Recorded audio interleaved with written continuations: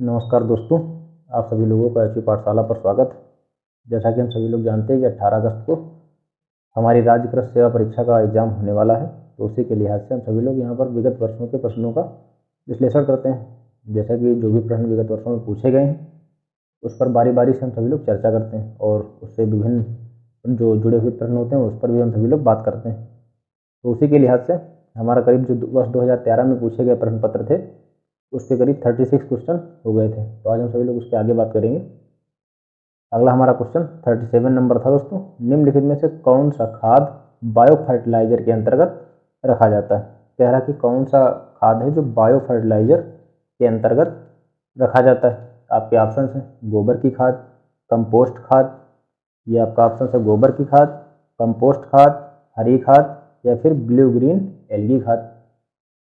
तो अगर हम नज़र डालते हैं तो बायो फर्टिलाइजर के रूप में अगर प्रयोग करे जाने वाले कुछ उर्वरकों की बात करें तो आपका राइजोबियम हो गया, नीलहरी शैवाल हो गया, एजोटोबैक्टर, एजोस्पर्लम, ये सभी इसके अंतर्गत शामिल होते हैं। खैर यहाँ पर बात की जा रही है कि आपके ऑप्शन दिए गए गोबर की खाद, कंपोस्ट खाद, हरी खाद और या फिर नीलहरी शैवाल। तो इसका सही जवाब क्या हो जाएगा दोस्तों?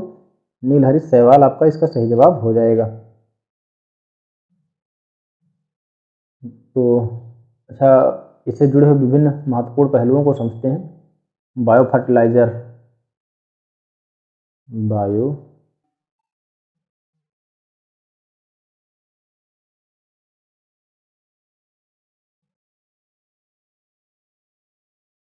फर्टिलाइजर, तो बायो फर्टिलाइजर के अंतर्गत आपका राइजोबियम काफ़ी प्रचलित है। राइजोबियम, राइजोबियम की अगर बात की जाए तो इसका प्रयोग किस प्रकार की फसलों में किया जाता है? तो दलहनी फसलों में इसका प्रयोग किया जाता है।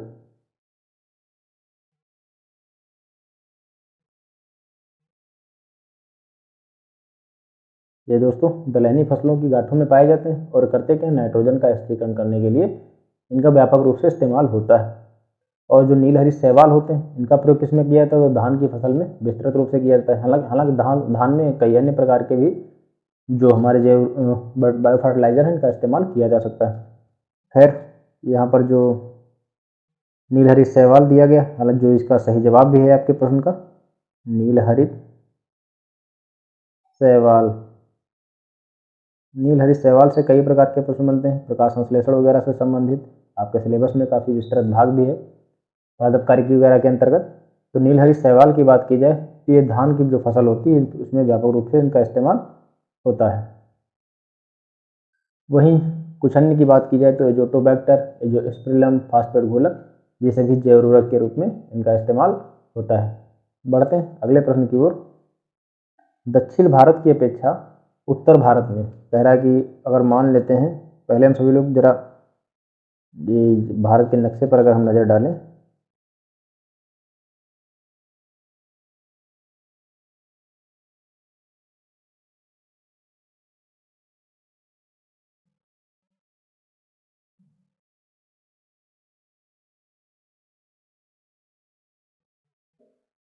अगर हम भारतीय नक्शे की बात करें, ये हो गया आपका नेपाली इलाका,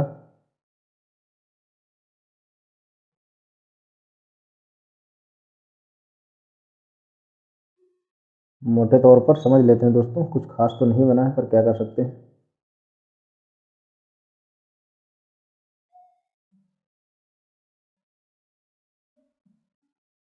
खैर समझने के लिए पर्याप्त है इतना।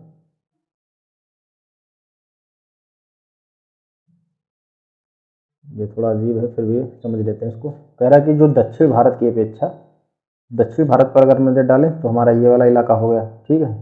ये सभी दक्षिण भारत में तमिलनाडु, केरल, कर्नाटक वगैरह ये सभी दक्षिण भारत के इलाके अंतर्गत आता है। कह रहा है कि अपेक्षा उत्तर भारत में, ये आपका उत्तरी इलाका हो गया, ये सभी उत्तरी इलाका, जम्मू कश्मीर, हिमाचल प्रदेश, ये सभी उत्तरी इलाके के अंतर्गत आ गए। तो वही प्रश्न कह रहा है कि दक्षिण भारत की अपेक्षा उत्तर भारत में गन्ने की औसत उपज कम होने का कारण क्या है? आपका जो दक्षिणी इलाका है उसकी अपेक्षा उत्तरी भारत में, इस वाले इलाके में कह रहा है कि गन्ने की औसत उपज कम। तात्पर्य है कि इस इलाके में जो कम उपज होती है इसका कारण क्या है, इसका प्रमुख कारण क्या हो सकता है। तो एक बार प्रश्न फिर से समझते हैं ताकि अच्छे से समझ में आ जाए कि दक्षिण भारत की अपेक्षा उत्तरी इलाकों में गन्ने की औसत उपज कम होने के कारण क्या है। आपके ऑप्शन दिए हैं, प्रजातियों में विभिन्नता, मृदा और उर्वरक, प्रजातियों में विभिन्नता, मृदा और उर्वरकता, जो स्तर है मृदा और उर्वरक का स्तर वह, या फिर जलवायु की दशा, या फसल प्रबंधन। तो हम सभी लोग यह जानते हैं, जो भाई लोग, भाई बहन लोग तैयारी को लेकर के अपने सीरियस होंगे, तो अगर क्लाइमेट वगैरह उन्होंने थोड़ा बहुत पढ़ा होगा तो जानते हैं कि भारत एक काफ़ी विविधता मूलक देश है। प्रत्येक क्षेत्र की जलवायु अपनी, कहीं पर गर्म, कहीं पर ठंडी, तो कहीं पर गर्म ठंडी, या कहीं पर कह सकते हैं कि बहुत ज़्यादा गर्मी। इस प्रकार की अनेक जलवायु वगैरह हमारे देश में पाई जाती है। जलवायु स्तर वगैरह काफ़ी भिन्न है। और हमने कल बात भी करी थी, कृषि जलवायु क्षेत्रों के हिसाब से कितने कौन कौन से क्षेत्रों को कितनी संख्या में बांटा गया, आईसीआर ने कितने भागों में बांटा, योजना आयोग के अनुसार कितने भागों में बांटा गया है।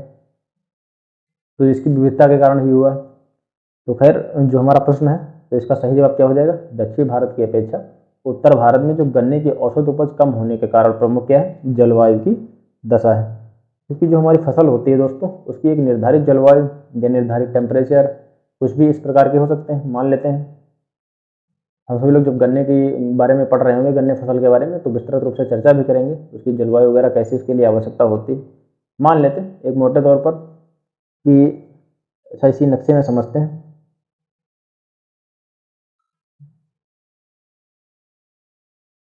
जैसे कि मान लेते हैं जो हमारा गन्ने की फसल है दोस्तों, इसके लिए करीब आपको, ठीक है, 10 डिग्री सेल्सियस तापमान की आवश्यकता है अच्छी उपज के लिए। मोटे तौर पर इसे समझ रहे हैं, 10 डिग्री सेल्सियस की तापमान की अपेक्षा आवश्यकता है। थोड़ा इसको बढ़ा लेते हैं, 20 डिग्री कर लेते हैं। 20 डिग्री सेल्सियस की वानस्पतिक ग्रोथ के लिए इसकी आवश्यकता है। अब यहाँ उत्तरी इलाकों पर अगर नज़र डालते हैं, जैसे कि उत्तरी क्षेत्र काफ़ी ठंडे वगैरह हैं, तो यहाँ पर मान लेते हैं औसत टेम्परेचर कितना हो गया, 10 डिग्री सेल्सियस रहता है। 10 डिग्री सेल्सियस रहता है, ठीक है। तो क्या हो जाएगा, वानस्पतिक ग्रोथ के लिए हमें चाहिए 20 डिग्री सेल्सियस के आसपास अच्छा टेम्परेचर। किंतु अगर तापमान पर उत्तरी भारत की बात की जाए, यहाँ पर 10 डिग्री सेल्सियस की तापमान, बाकी अन्य जलवायु कंडीशंस को छोड़ दिया जाए तो कह सकते हैं कि टेम्परेचर ही एक बड़ा मापक हो गया जो उसको प्रभावित करेगा हमारी फसल की उपज को। तो यही कारण है कि जलवायु की दशा सर्वाधिक रूप से हम कह सकते हैं कि मुख्य कारण हो सकता है कि जो गन्ने की औसत उपज को कम होने के कारण हो सकता है। हालांकि प्रजातियों में विभिन्नता भी हो सकती है, मृदा उर्वरकता का स्तर भी हो सकता है। मान लेते हैं अगर कोई मृदा उपजाऊ होगी तो जाहिर सी बात है उसमें उपज अधिक होगी, और अगर हम सभी लोग बंजर भूमि पर खेती करेंगे तो उपजाऊ जो उपज हो जाएगी, हमें फसल की जो उपज होगी वैसे ही कम हो जाएगी हमारी। और फसल प्रबंधन में अगर हम सभी लोग ठीक ठाक काम नहीं करेंगे, मान लेते हैं पेस्टिसाइड वगैरह जब आवश्यकता हो उनको इस्तेमाल नहीं करेंगे, या किसी प्रकार के फर्टिलाइज़र का इस्तेमाल नहीं करेंगे, तो जाहिर सी बात है थोड़ा दिक्कत हो जाएगी फसल की बेहतरी के लिए। तो दक्षिण भारत की अपेक्षा उत्तर भारत में गन्ने की औसत उपज कम होने का कारण क्या हो सकता है, जो माना गया था उत्तर दोस्तों, जलवायु की दशा माना गया था। आगे बढ़ते हैं। फैलरिस माइनस खरपतवार किस फसल से संबंधित है। उम्मीद है तो आप सभी लोगों को पता ही होगा। तो मंडे से दोस्तों हमारी वीट को लेकर के क्लासेस भी आरंभ हो रही हैं, उसका कंटेंट रेडी हो गया और थोड़ा उसमें कुछ संशोधन करने बाकी। जैसे ही वो हो जाएंगे हम सभी लोग उनकी क्लासेस आरंभ कर देंगे। तो ऐसा करेंगे, सुबह मान लेते हैं आपका एग्जाम होने वाला है दोस्तों 18 अगस्त को, तो ये सीरीज आपकी कंटिन्यू रहेगी और हम सभी लोग वीट की क्लास शाम को करीब जो कृषि समसामयिकी की खबर आने का जो टाइम होता है करीब 2 बजे के आसपास उसकी वीडियो अपलोड कर दिया करेंगे, तो उसको भी आप सभी लोग पढ़ते रहिए। तो फैलिस माइनस जो रहेगा खरपतवार किस फसल से संबंधित है, बात की जा रही किस फसल से संबंधित है। आपके ऑप्शन है गेहूं, मक्का, धान या फिर चना से। तो इसका सही जवाब क्या हो जाएगा, फैलिस माइनर की खरपतवार किस फसल से संबंधित है। तो इसका सही जवाब दोस्तों आप सभी लोग जानते हैं गेहूं से। तो अच्छा, कुछ फसलों के अन्य खरपतवारों की अगर बात की जाए, अच्छा इसके कुछ महत्वपूर्ण बिंदुओं के बारे में बात कर लेंगे अभी थोड़ा पहले इसको समझ लेते हैं। जैसे कि इधर लिख लेते हैं सभी लोग, एक सारणी बना लेते हैं।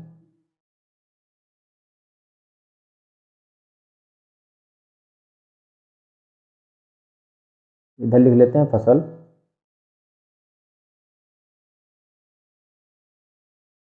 इधर लिख लेते हैं खरपतवार। पहला तो हमारा जो हमारी हमारा जो प्रश्न है उसी से संबंधित समझते हैं। जौ हो गया आपका, गेहूं हो गया, इनसे संबंधित कौन कौन से खरपतवार हो सकते हैं। तो अगर इनकी बात की जाए तो आपका गेहूंसा, जिसे हम सभी लोग फैलरिस माइनर भी कहते हैं, ये हो गया। जंगली जई, चटरी, बथुआ, ये सभी गेहूं तथा जौ में जो मुख्य फसल होती है उसमें हमें आमतौर पर खरपतवार देखने को मिलते हैं। तो क्या हो गया आपका, चटरी, गेहूंसा, चटरी हो गया आपका, गेहूंसा हो गया और बथुआ, ये सभी आमतौर पर खरपतवार देखने को मिलते हैं। अगली फसल की बात की जाए तो तंबाकू। एक बार पूछा गया दोस्तों प्रश्न है, तो तंबाकू की अगर खरपतवारों की बात की जाए तो ओरोबैंकी से संबंधित पूछा जाता है कि ओरोबैंकी खरपतवार किस फसल से संबंधित है।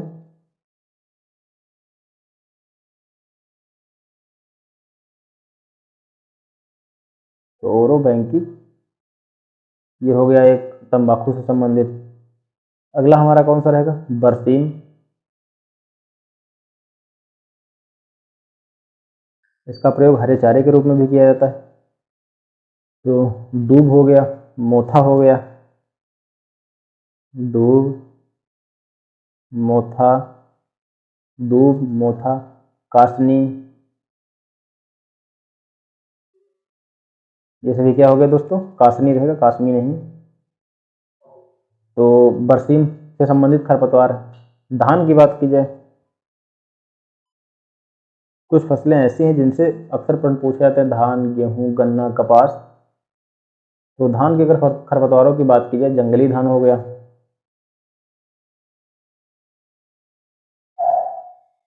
जंगली धान,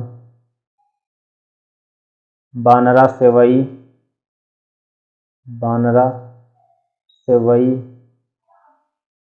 बानरा सेवई हो गया, ठीक है। भंगरा हो गया, मौथा हो गया, ये सभी इसमें पाए जाते हैं। भंगरा, मौथा। तो एक बार फिर से समझते हैं कि जैसा कि हम सभी लोग करते हैं, पहले प्रश्न करते हैं फिर उससे बाद में समझते भी हैं। तो संबंधित खरपतवारों की अगर बात की जाए, जैसे कि ओरोबैंकी किस फसल से संबंधित है, तो तंबाकू से संबंधित है। वहीं कासनी, दूब, मोथा, कटीली का संबंध बरसीम से। धान की बात की जाए तो भंगरा हो गया आपका, जंगली धान, मौथा, सेवई, ये सभी धान नामक फसल से संबंधित है। वहीं गेहूँ तथा जौ से चटरी हो गया आपका, जंगली जई, बथुआ, गेहूंसा, ये सभी गेहूं से संबंधित तथा जौ से संबंधित हैं दोस्तों। अच्छा, पिछले प्रश्न पर हम सभी लोगों ने कुछ महत्वपूर्ण बिंदुओं को समझा। खैर एक दो बिंदु नोट कर लेते हैं जो आपके एग्जाम के लिहाज से इम्पोर्टेंट है। कभी कभी प्रश्न पूछा जाता है कि जो अदसाली नामक किस्म है यह किन क्षेत्रों में उगाई जाती है। तो अदसाली नामक किस्म दोस्तों तमिलनाडु, कर्नाटक में उगाई जाती है। तो ये हो गया आपका मान, ये इलाके जो है तमिलनाडु, कर्नाटक से संबंधित इलाकों में अदसाली। यह भी पूछा जाता है अदसाली किसकी किस्म है, तो गन्ने की किस्म है। तो अदसाली की जो उगाही करी जाती है कहाँ की जाती है, तमिलनाडु, कर्नाटक, यहाँ पर इनकी खेती ठीक ठाक मात्रा में करी जाती है, ठीक है। और इसकी जो टाइम पीरियड यह भी पूछा जाता है, तो करीब 18 माह के आसपास इसका टाइम पीरियड है।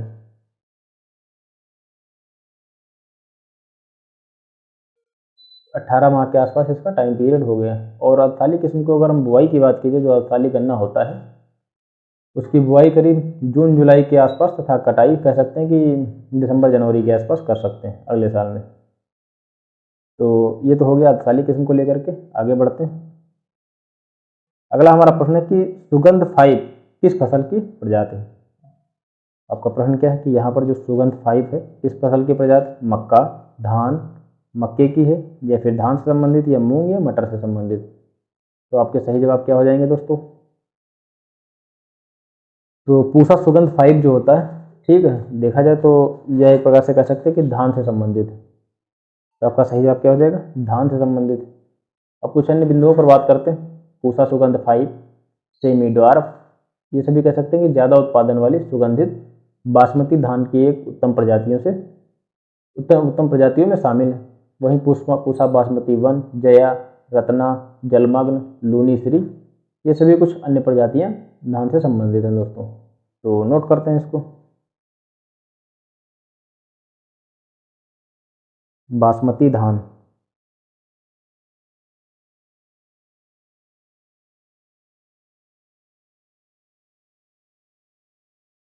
कौन कौन सी? पूसा सुगंध 5, पूसा सुगंध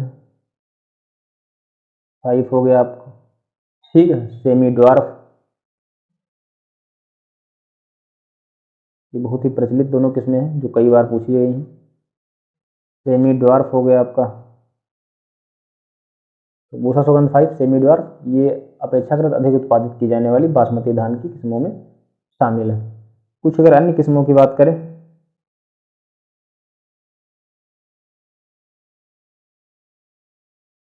ओराइजा सेटाइवा से करीब 3 से 4 या 4 से 5 क्लासेस प्लेलिस्ट में अपलोड है फसल विज्ञान में, आप सभी लोग उसको देख सकते हैं। उसमें इन सभी चीज़ों को विस्तृत रूप से शामिल किया गया। और मैं तो कहूँगा दोस्तों वो क्लासेस ओराइजा सेटाइवा से आप जरूर करें, क्योंकि बहुत ही इंपॉर्टेंट और कई सोर्सों से चीज़ें उसमें शामिल करी गई हैं, तो उसको आप सभी लोग जरूर कर लीजिए। खैर आते हैं अपने प्रश्न पर। अन्य किस्मों की अगर बात की जाए, जया हो गई आपकी, जया IR8, रत्ना, जया रत्ना IR8, पूसा बासमती 1, पूसा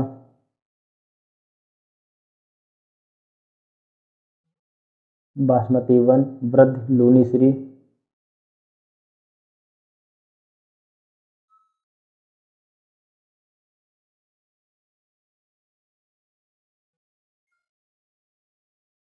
ये सभी इसमें शामिल हैं। बढ़ते हैं अगले प्रश्न की ओर। बरसीम का वानस्पतिक नाम क्या है? कह रहा है कि जो बरसीम है इसका वानस्पतिक नाम आपको बताना है। ट्राइफोलियम एलेक्जेंड्रियम, ट्राइफोलियम रैपिन्स, ट्राइफोलियम प्रोटेंस, या फिर ट्राइफोलियम इनकारनेटम नेटम, इनकारनेटम। तो इसका सही जवाब दोस्तों क्या हो जाएगा? ट्राइफोलियम एलेक्जेंड्रियम, ये आपका बरसीम का वानस्पतिक नाम है। अब कुछ अन्य फसलों की बात की जाए तो उसको भी समझ लेते हैं, सभी लोग नोट कर लेते हैं दोस्तों। जैसे कि बरसीम का आप सभी लोगों ने समझा, ट्राइफोलियम एलेक्जेंड्रियम इसका वानस्पतिक नाम हो गया। वहीं जूट का कोरोकस स्पीसीज से संबंधित हो गया। अरंडी का जो वैज्ञानिक नाम दोस्तों क्या हो जाएगा? रिसिनस कॉम्युनिस हो जाएगा। ढैंचा का सेस्बेनिया एक्टुलेटा हो जाएगा, ठीक है। अच्छा, कुछ कुल से संबंधित फैबिएसी कुल से संबंधित बरसीम, लूरसन, ग्वार, ये सभी फैबिएसी कुल से संबंधित हैं। कुल भी कभी कभी पूछ लिया जाता है। कुछ बिंदुओं के हम सभी लोग वानस्पतिक नामों को नोट करते हैं दोस्तों। जैसे लूरसन है, लूरसन का कई बार पूछा गया है। लूरसन का मेडिकागो सैटाइवा है, मेडिकागो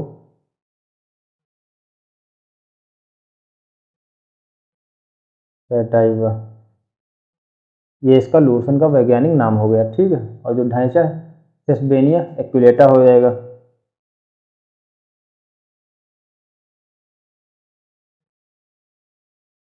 ढांचा सेस्बेनिया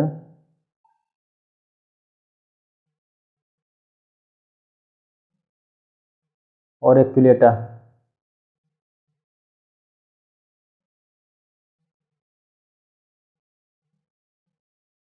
तो लूरसन का मेडिकागो सैटाइवा हो गया, सेस्बेनिया एक्विलेटा आपका ढांचा का हो गया, अरंडी का रिसिनस कॉम्युनिस,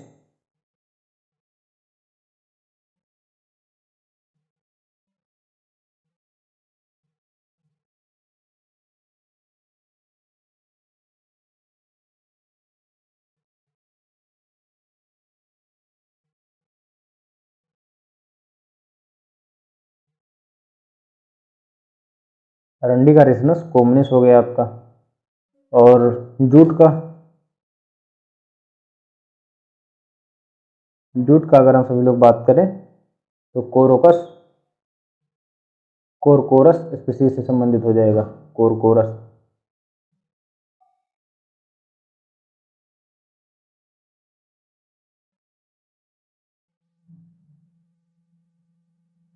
ये हो गया आपका वानस्पतिक नाम। अच्छा, एक बार फिर से समझ लेते हैं। तो बरसीम का जो वानस्पतिक नाम है ट्राइफोलियम एलेक्जेंड्रियम। इसका अगर कुल की बात की जाए तो ये फैबिएसी कुल से संबंधित है। वहीं लूरसन, मेडिकागो, सैटाइवा, या फिर फैमिली, इसकी अगर बात की जाए फैमिली पर नजर डालते हैं तो दोस्तों फैबिएसी कुल से संबंधित है। वहीं जो ग्वार हो जाएगा, ग्वार का अगर बात की जाए तो साइम्प्सोसिस टेट्रागोनोल्बा, ये फैबिएसी कुल से अभी संबंधित है। जो जूट है कोरकोरस स्पीसीज, जो टिलिएसी से संबंधित है। इसका जो कोरकोरस स्पीसीज है जूट, जूट टा से आपका टिलिएसी हो जाएगा। अच्छा, जूट को अगर फैमिली कैसे याद रखेंगे, मान लेते हैं यहाँ पर जूट लिया, देखिए जूट लिखा हुआ है, टा ये दिया हुआ है, टा से क्या हो जाएगा, टिलिएसी हो जाएगा।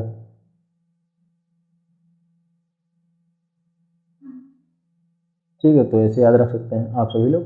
और अरंडी का रिसनस कोमनिस हो जाएगा।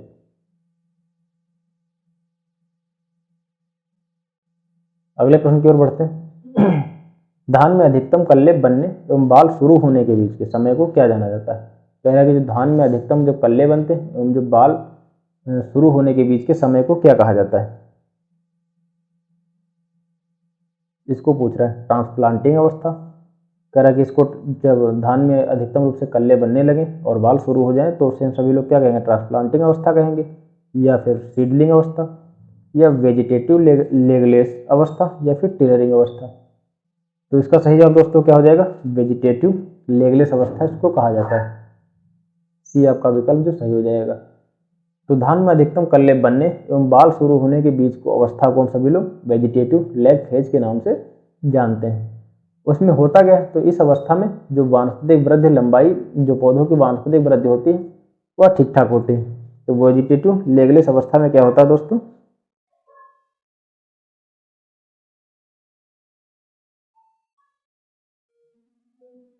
वानस्पतिक वृद्धि लंबाई बढ़ती है।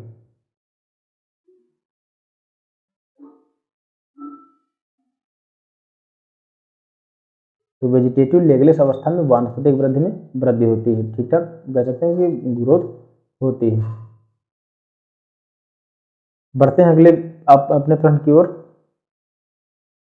उत्तरी मैदान में आलू की मुख्य फसल की बुआई का समय क्या है। जो आपका उत्तरी इलाके, अभी हम सभी लोगों ने नक्शे पर भी समझा था कि उत्तरी इलाके कौन से, और उत्तरी मैदान उसके जस्ट आसपास ही है। तो उत्तरी मैदान के आलू की मुख्य फसल की बुआई का समय क्या है।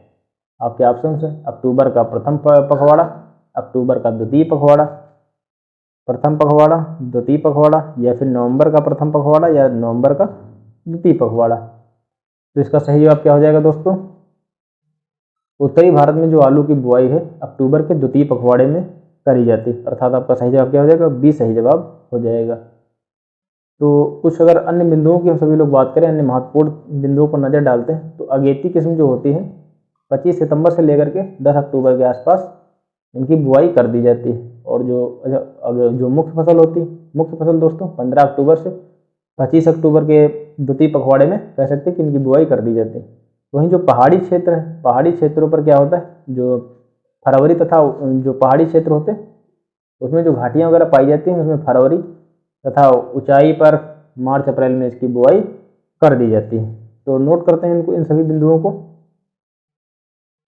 उत्तरी भारत में या तो समझ ही लिया, उत्तरी भारत में आलू की मुख्य फसल की बुआई अक्टूबर के द्वितीय पखवाड़े में की जाती है। अब इनको कुछ भागों में विभाजित कर लेते हैं, जैसे कि अगेती किस्म जो होती है,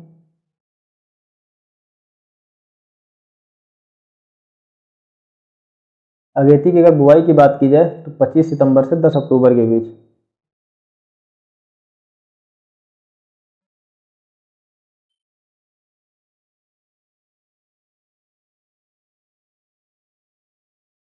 25 सितंबर से 10 अक्टूबर के बीच। वहीं मुख्य फसल,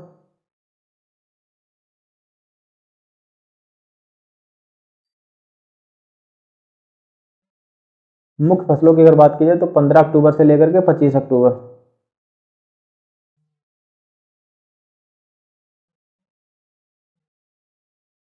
25 अक्टूबर अर्थात कह सकते हैं कि द्वितीय पखवाड़ा दोस्तों ये हो जाएगा आपका।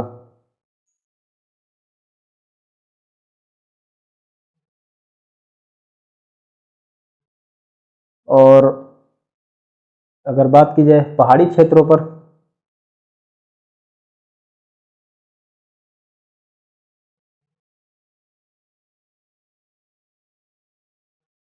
जो पहाड़ी वाले क्षेत्र हैं, घाटियों में फरवरी,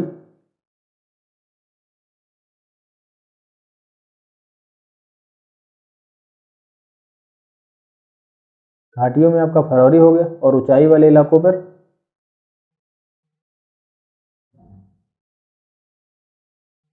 मार्च अप्रैल में बुआई करते हैं।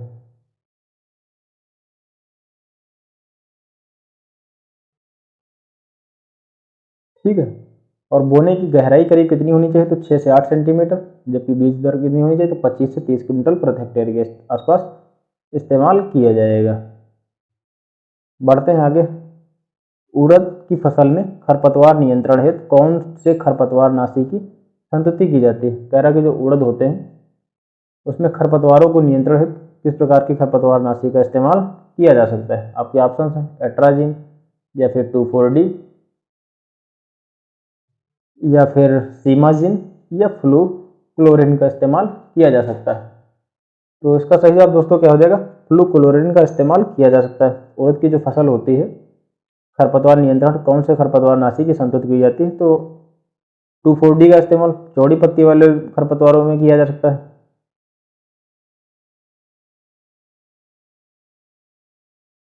और फ्लूक्लोरिन का इस्तेमाल इसमें उड़द की फसल में किया जाएगा।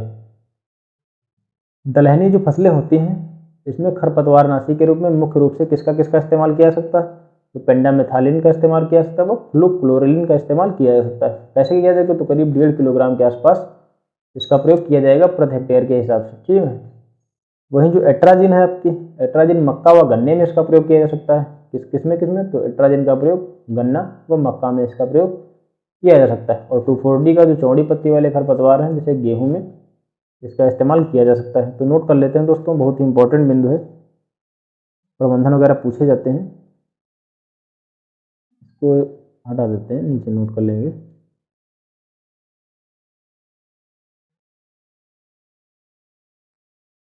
दलहनी फसलें,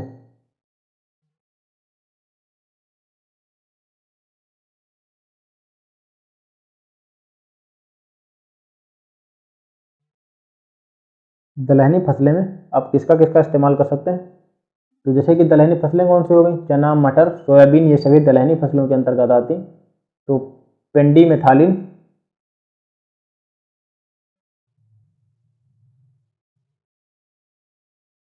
पेंडीमेथालिन हो गया आपका, या फिर फ्लूक्लोरिन जो आपके ऑप्शन में दिया हुआ है,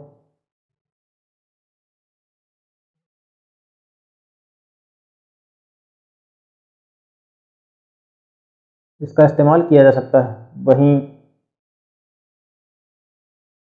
जो आपका एट्राजिन है, इसका प्रयोग,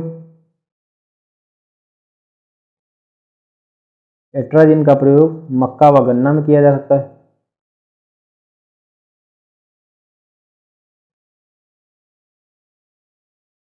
और जो आपका 2,4-D,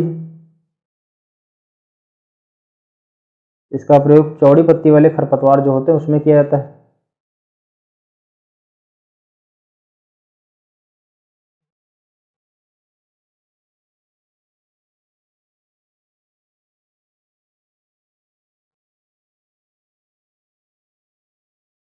चौड़ी पत्ती वाले खरपतवार, और गेहूं में भी इसका इस्तेमाल किया जा सकता है।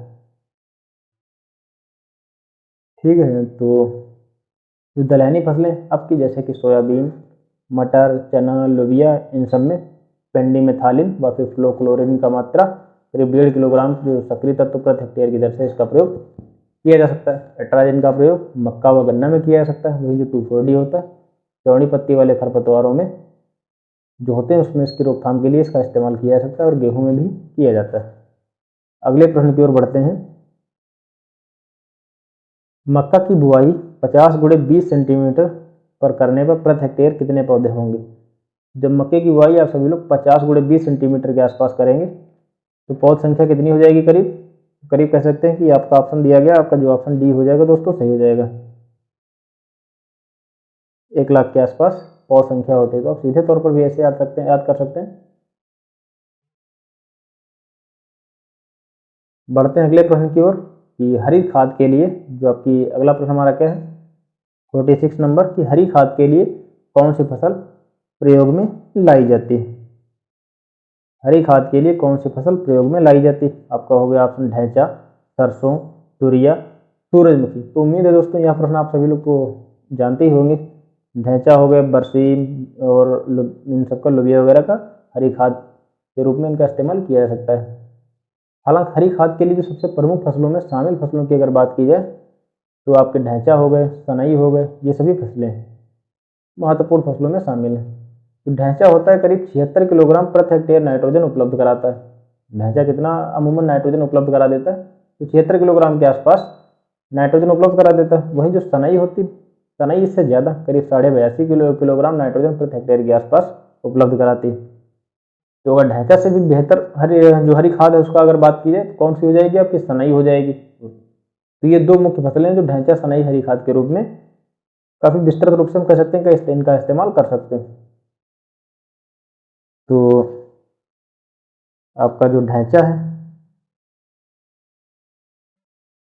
यह कितने किलोग्राम प्रति हेक्टेयर की दर से नाइट्रोजन उपलब्ध कराने का कार्य करता है? तो करीब 76 के आसपास। हालांकि इनका कोई यथार्थ प्रमाणिक बहुत ज्यादा मानक नहीं, आप कैसे बता सकते हैं कि 76 ही हो जाएगा? तो आप सभी लोग अमूमन ऐसे भी याद रखते हैं 75 से 76 के आसपास। कभी कभी 75 भी मिलेगा आपको ऑप्शन में, 74 भी मिल सकता है, 76 भी मिल सकता है। तो आप सभी लोग 75 याद रखेंगे, 75 याद रखेंगे तो क्या हो जाएगा? आपको एक मोटा मोटा आंकड़ा हो जाएगा, हाँ इतना, यह इससे हमें नाइट्रोजन प्राप्त हो जाती है। और सनई कितनी उपलब्ध कराती?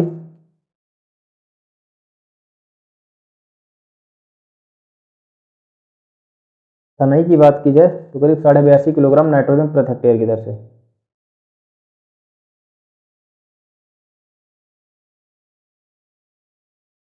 हरी खाद के लिए कौन सी फसल प्रयोग में लाई जाती? ढैंचा, सरसों, तुरिया, सूरजमुखी। तो आपका ए ऑप्शन सही हो जाएगा। ढैंचा जो होता है 76 किलोग्राम प्रति हेक्टेयर की दर से नाइट्रोजन उपलब्ध कराने का कार्य करता है। वहीं जो सनई होता है 82.5 किलोग्राम प्रति हेक्टेयर की दर से नाइट्रोजन उपलब्ध कराने का कार्य करता है।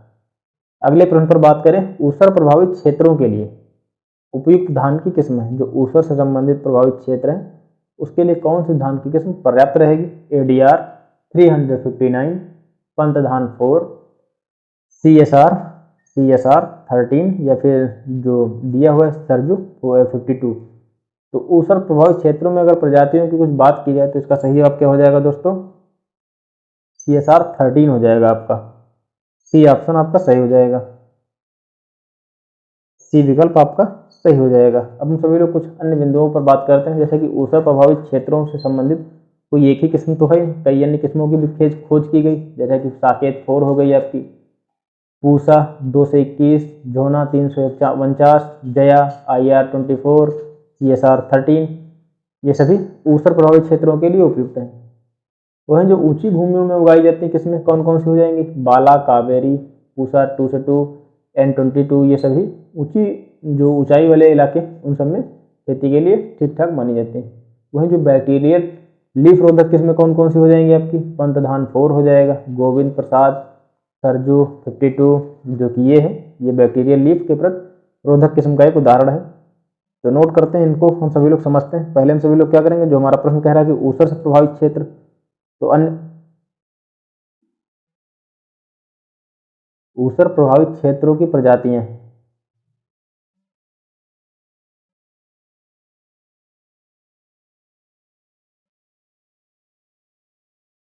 तो ऊसर प्रभावित क्षेत्र कौन कौन से हो जाएंगे आप सभी लोगों के? साकेत 4,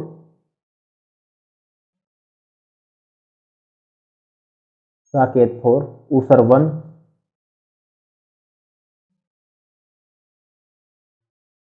साकेत 4 हो गया, ऊसर 1 हो गया, झोना 349 हो गया, झोना 349, साकेत 4, ऊसर 1, झोना 349, IR 24, जया,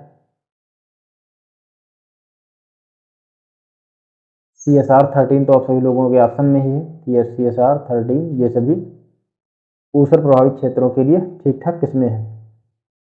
वहीं ऊंचाई वाले क्षेत्रों के लिए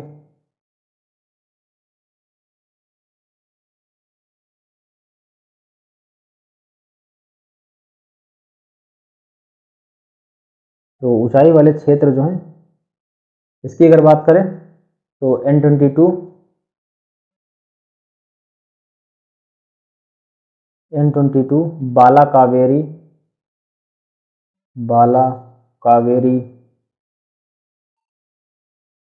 बाला कावेरी, पूसा 2 से 2,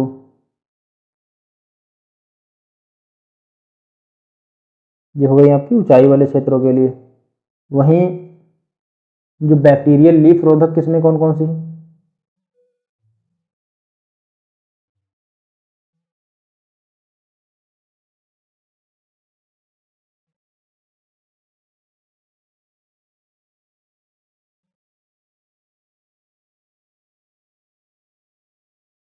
जो बैक्टीरियल लीफ रोधक किस्में, गोविंद हो गया आपका,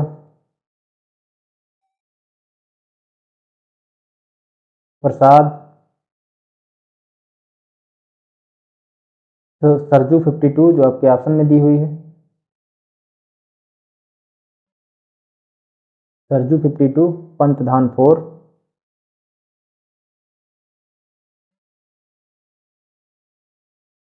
ये सभी बैक्टीरियल लीफ रोधक किस्मों के उदाहरण हो गए।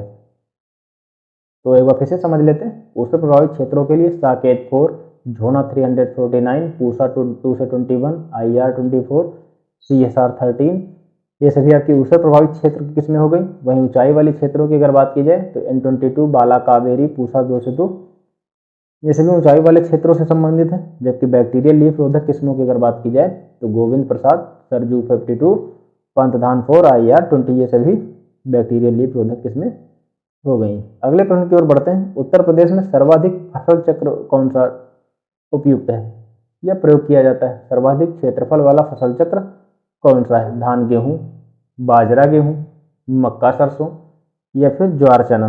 तो आपका सही जवाब दोस्तों क्या हो जाएगा? धान गेहूं। उत्तर प्रदेश में सर्वाधिक क्षेत्रफल वाला फसल चक्र क्या हो जाएगा? धान गेहूं, जिसकी कह सकते हैं कि विस्तृत रूप से खेती के अंतर्गत इसका क्षेत्रफल आता है। अच्छा, इसकी फसल चक्र गहनता कितनी होगी? तो इसकी अगर फसल चक्र गहनता की बात की जाए, फसल चक्र गहनता, तो फसल चक्र जो गहनता होगी दोस्तों इसकी 200% के आसपास होगी इसकी फसल चक्र गहनता। कैसे निकाला जाता है तो हम सभी लोग एग्रोनॉमी के अंतर्गत बात करेंगे। अगला हमारा प्रश्न है कि मक्का, आलू, गेहूं, मूंग फसल चक्र एक उदाहरण है। जो मक्का, आलू, गेहूं, मूंग फसल चक्र एक किसका उदाहरण है? अंतः फसली का, समांतर फसली का, अंतः फसली का या फिर समानांतर फसली का है, या रैले फसली का, या उपरोक्त में से कोई नहीं। तो यह दोस्तों अगर इसके सही जवाब की बात की जाए तो रैली फसली के अंतर्गत यह शामिल है। अनुपत जो रेले क्रॉपिंग के अंतर्गत दोस्तों शामिल, तो आपका सही जवाब क्या हो जाएगा? सी आपका सही जवाब हो जाएगा।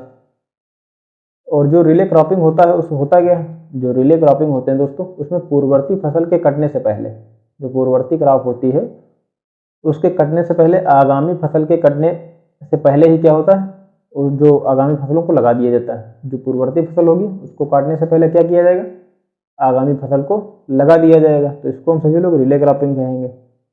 अगर इसके मक्का, आलू, गेहूं और मूंग के फसल चक्र की अगर हम सभी लोग फसल चक्र सघनता की बात करें,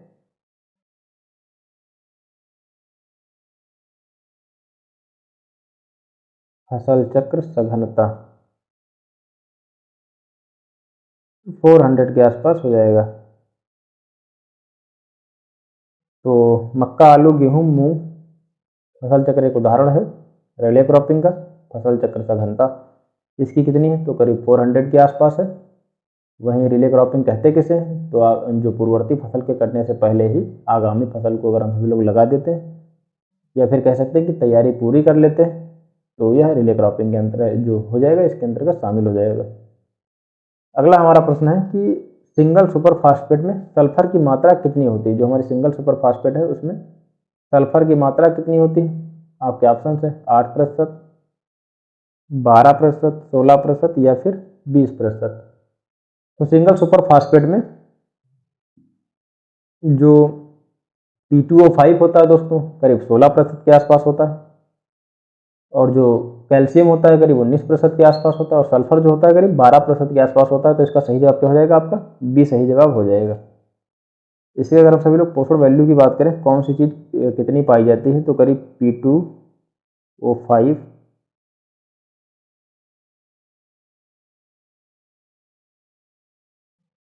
P2O5 की अगर हम बात करें कितना पाया जाता है, तो 16% पाया जाता है। ठीक है। और कैल्शियम कितना पाया जाएगा, Ca कितना पाया जाता है इसमें, 19% पाया जाता है। और जो सल्फर हो गई आपकी, वो कितनी पाई जाएगी, 12% पाई जाएगी, जो कि आपका प्रश्न ही पूछ रहा है। सिंगल सुपर फास्फेट में सल्फर की मात्रा कितनी पाई जाती, तो 12% पाई जाती है। जबकि अन्य की बात की जाए कैल्शियम की 19% के आसपास, वहीं P2O5 की कितनी मात्रा पाई जाएगी, तो 16% के आसपास पाई जाएगी। Double super phosphate, triple super phosphate, इन सब में क्या होता है, इसकी मात्रा अमूमन हम सभी लोग कह देंगे कि डबल कर देंगे थोड़ा बहुत। जैसे कि जो P2O5 सिंगल सुपर फास्फेट में 16%, तो डबल सुपर फास्फेट में कितना प्रतिशत हो जाएगा, 32% हो जाएगा। और डीएपी से संबंधित भी प्रश्न कई बार पूछे जाते हैं। तो डीएपी में जो नाइट्रोजन होता है 18%, वहीं P2O5 46% के आसपास पाया जाता है। किसमें, डीएपी में अगर बात की जाए।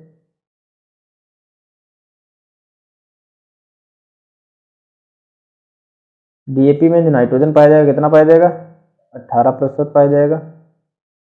और जो P2O5 है, P2O5 यह कितना पाया जाएगा, 46% पाया जाएगा।